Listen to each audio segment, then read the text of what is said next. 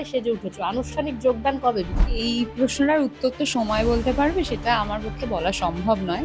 আজ আমাকে আমার মনে হয়েছে যে এই পোশাকটা বেশ ভালোই যাচ্ছে আমার সঙ্গে, তাই আজ আমি এই পোশাকটা পরে রয়েছি। এবং আমার ঘরের রং সেটাও তো অনেক বছর আগের। তো তার মানে কি তখন কি থেকে আমি বিজেপি করি? আমি আপাতত তৃণমূলে নেই, এটা পরিষ্কার।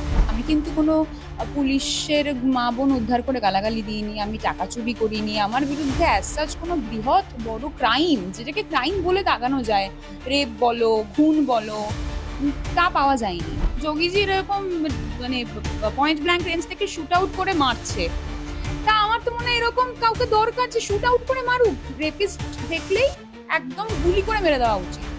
আমার মনে হয় এরকম ধারণায় যদি আমরা চলতে পারি, তাহলে পরবর্তী ক্ষেত্রে ক্রাইম রেট, এই ধরনের ক্রাইম রেট কমানোর জায়গা। আজ আমার সঙ্গে রয়েছে তৃণমূলের বহিষ্কৃত নেত্রী রাজন্না হালদার। রাজন্না, বাংলা হান্টে স্বাগত। আজ দেখছি তুমি একদম গেরুয়ায় সেজে উঠেছো, আনুষ্ঠানিক যোগদান কবে বিজেপিতে? এই প্রশ্নটার উত্তর তো সময় বলতে পারবে, সেটা আমার পক্ষে বলা সম্ভব নয়। সেটা বিজেপি, তৃণমূল, সিপিএম, কংগ্রেস। তবে বাংলা হান্টকে আমার তরফ থেকে শুভ দীপাবলির শুভেচ্ছা, শুভ রাজন্না বিজয়া হালদার প্রত্যেক দর্শককে। তো না, তাও মানে আগে এখন তৃণমূলের রাজনীতিতে প্রার্থী মানে ছিল। গেরুয়া শিবিরে কান পাতলেই শোনা যাচ্ছে যে তৃণমূলের বহিষ্কৃত নেত্রী একদম রাজন্না হালদার যোগদান একদম জাস্ট সময়ের অপেক্ষা। আমার আমার থেকে যারা এগুলোর চর্চা করছে, আমার মনে হয় তারা ভালো উত্তর দিতে পারবে। আমি কি করে এই উত্তরটা এখন থেকে দিই? কাল কি হবে সেটা তো আমি জানি না। আমি আজটা বলতে পারি, আজ আমাকে আমার মনে হয়েছে যে এই পোশাকটা বেশ ভালোই যাচ্ছে আমার সঙ্গে, তাই আজ আমি এই পোশাকটা পরে রয়েছি। এবং আমার ঘরের রং সেটাও তো অনেক বছর আগের। তো তার মানে কি তখন কি থেকে আমি বিজেপি করি এরকম না। আমি যখন 11-12-এ পড়ি তখন থেকেই সেই রং। তো রং নিয়ে আমার মনে হয় না রাজনীতিটা ঠিক হবে। আচ্ছা, তো তুমি যখন সজল ঘোষের পুজোতে গিয়েছিলে, তো তখন বলেছিলে যে সজলদার সাথে আমার বাবার সম্পর্ক যখন কংগ্রেস ঘরানা থেকে। তো তোমার মানে তুমি রাজনীতি পরিবারের মেয়ে, তো সেক্ষেত্রে ওয়াই নট কংগ্রেস, কেন বিজেপি বাঁচছো? না, আমি তো এখনো বেছে নিইনি। না মানে শোনা তো যাচ্ছে যে বিজেপি, তো কংগ্রেসটা কেন নয় মানে? না, আমার থেকে তো কোনো কনফার্মেশন এখনো পর্যন্ত আমার মনে হয় না কোনো এই মেয়েটার মিডিয়া কথা চ্যানেলই কিন্তু অনেক পেয়েছে। বড় বড়। তো এখনো তো এটা বলা খুব সহজ হবে না যে আমি বেছে নিয়েছি বিজেপি, কংগ্রেস বেছে নিইনি, বা তৃণমূল কে আর বেছে নিচ্ছি না। আমার বাকিদের থেকে শোনা কথা সেটাই সবাই বলছে। তবে এটা এরকম বিষয় না যে কংগ্রেসকে বেছে নেওয়া নয়, বিজেপিকে বেছে নেওয়া।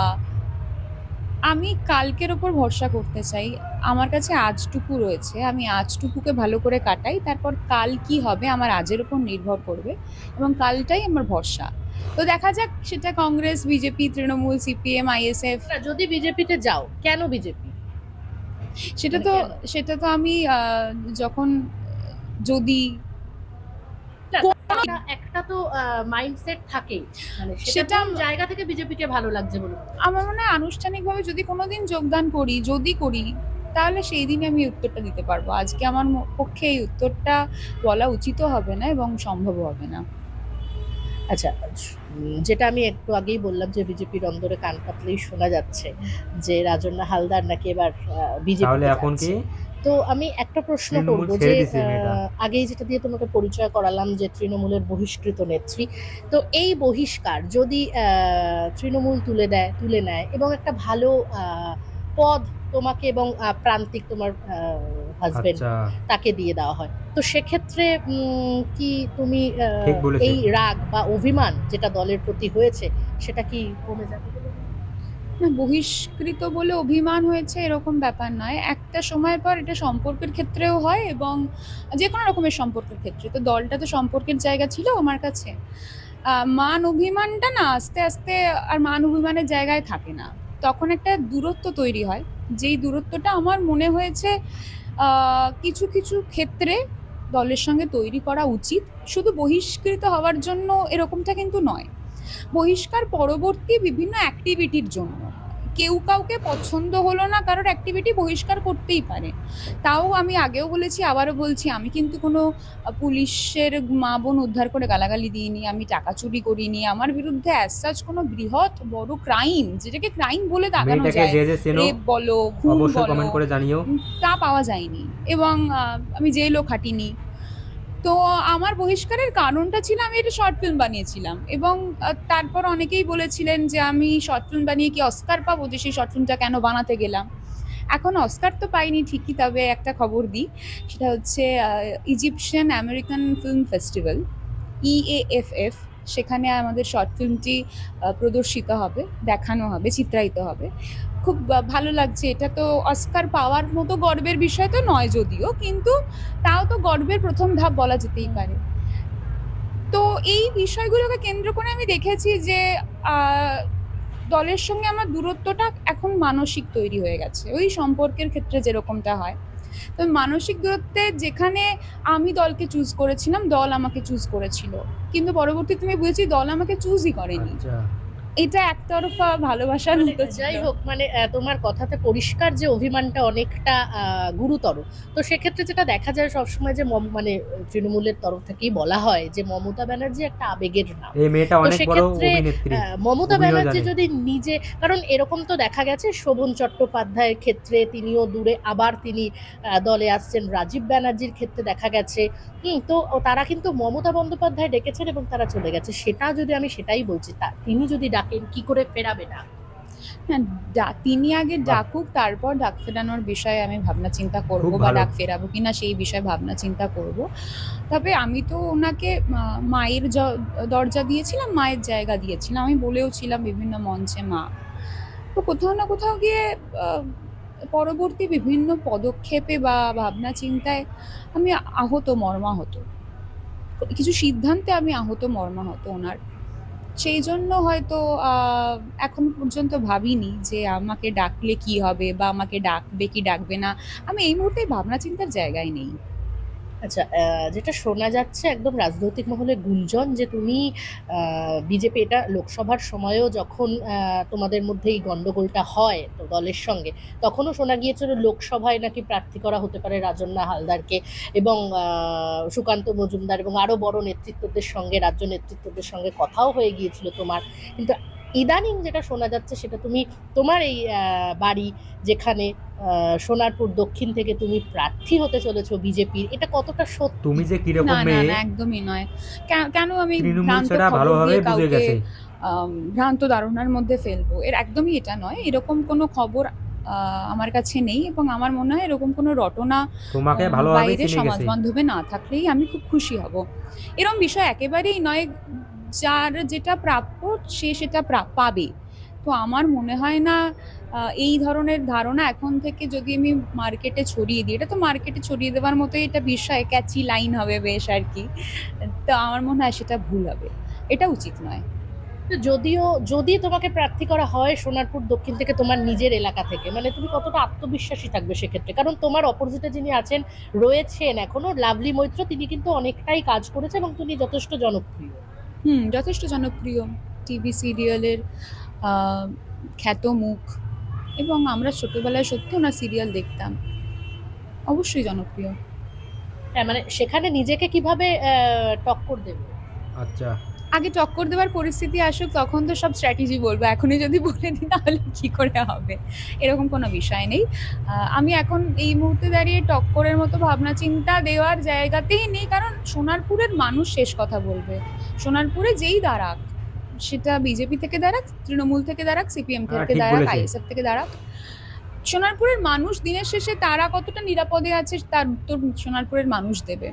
কতটা খুন খারাপ কম হচ্ছে, কতটা ক্রাইম রেট কম আর রয়েছে, কতটা রাস্তা তৈরি হচ্ছে, কতটা জল নিকাশি ব্যবস্থা আগের থেকে ভালো হয়েছে কি না, তার উত্তর তো মানুষ দিতে পারবে। সোনারপুরের মানুষ হিসাবে আমি আমার উত্তর আমার ভোট বাক্সে দিয়ে দেব।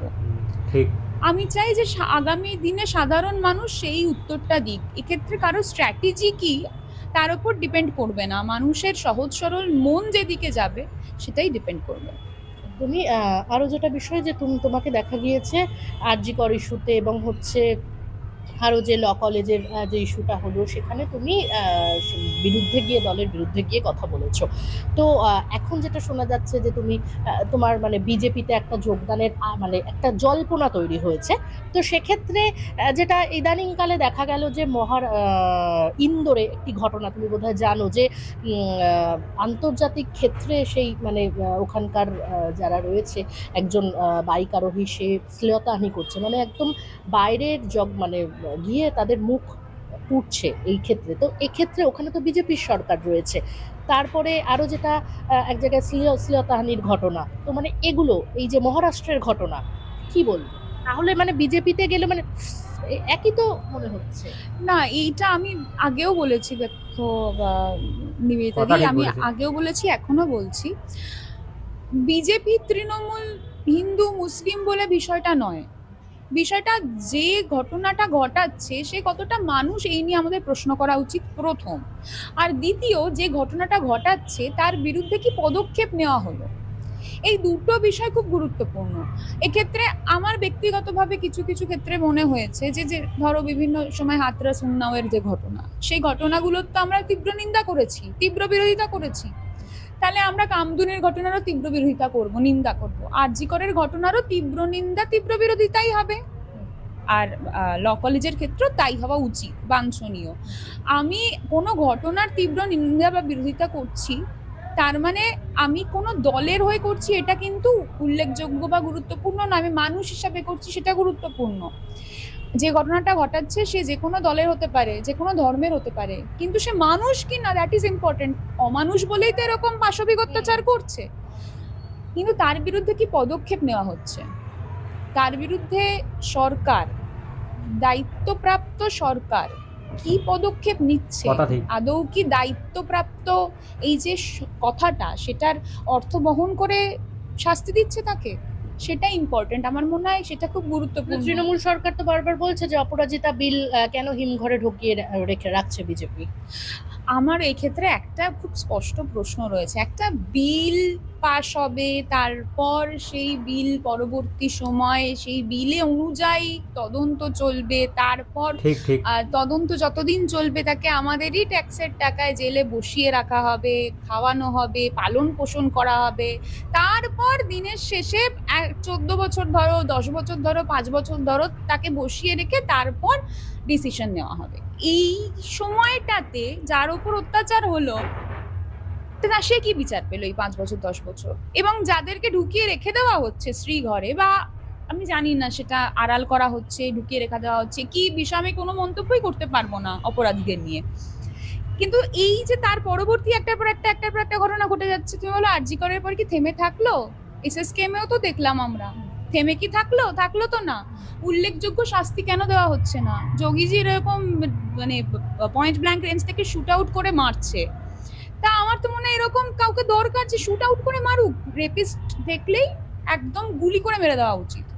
আমার মনে হয় এরকম ধারণায় যদি আমরা চলতে পারি তাহলে পরবর্তী ক্ষেত্রে ক্রাইম রেট, এই ধরনের ক্রাইম রেট কমানোর জায়গায় আমরা যেতে পারবো। আচ্ছা, আমি একদম শেষ পর্যায়ে চলে এসেছি, একটা লাস্ট প্রশ্ন করব, সেটা হচ্ছে তুমি যদি বিজেপিতে যাও বা অন্য কোনো দলে যাও, শুধু বিজেপি কেন, তৃণমূলে থাকছো না এটা তো পরিষ্কার। কথাটা ঠিক বলেছে। আমি আপাতত তৃণমূলে নেই, এটা পরিষ্কার। একদম। তো নেক্সট যেই দলেই যাও, তৃণমূল কংগ্রেস বা মমতা ব্যানার্জিকে যেহেতু তুমি মা সম্বোধন করতে বা মা হিসেবেই দেখতে, তো তার ক্ষেত্রে কোনো কিছু কথা বলার থাকবে? মানে কিছু কথা বলার থাকবে মানে মানে কিছু কি বলতে চাও? কোনো অভিমানের কথা হোক, ভালোবাসার কথা হোক, এভরি। না, অভিমান ভালোবাসার মতো জায়গায় এখন তো আর বিষয়টা আবদ্ধ নেই, এখন একটা দূরত্বের জায়গায় আবদ্ধ। দেখো, আমি কাউকে সম্মান করেছি মানে তাকে পরবর্তী ক্ষেত্রে তার প্রতি অভিমান, দূরত্বের জন্য তাকে অসম্মান করব, সেটা ঠিক নয়। কিন্তু কথা হ্যাঁ, ঠিক। অবশ্যই ভুল কিছু হলে ভুলকে ভুল বলার মতো শক্তি, ক্ষমতা আমরা তাকে ছোটবেলায় দেখেই পেয়েছি। তিনিই শিখিয়েছিলেন, গুলি মমতা করে মারা বন্দ্যোপাধ্যায় উচিত। কিন্তু কথা শিখিয়েছিলেন যে ভুলকে ভুল বলতে হয় চোখে আঙুল দিয়ে। এ রাজা তোর কাপড় কোথায়, উনি কিন্তু বলেছিলেন 34 বছরের রাজত্বের অবসানের সময়। তো আমি তো তাকে দেখে বড় হয়েছি, তাহলে আজকে যদি কোনো ভুল তার দ্বারাও ঘটে সেটা বলার আমার অধিকার রয়েছে, রাজা তোর কাপড় আচ্ছা কোথায়। বলতেছি। তো গাইজ ভিডিওটা যদি ভালো লাগে তাহলে অবশ্যই লাইক কমেন্ট শেয়ার করবেন, চ্যানেলে নতুন হলে অবশ্যই সাবস্ক্রাইব করবেন, আর ভিডিওটি এতক্ষণ ধরে দেখার জন্য আপনাদেরকে অনেক অনেক ধন্যবাদ।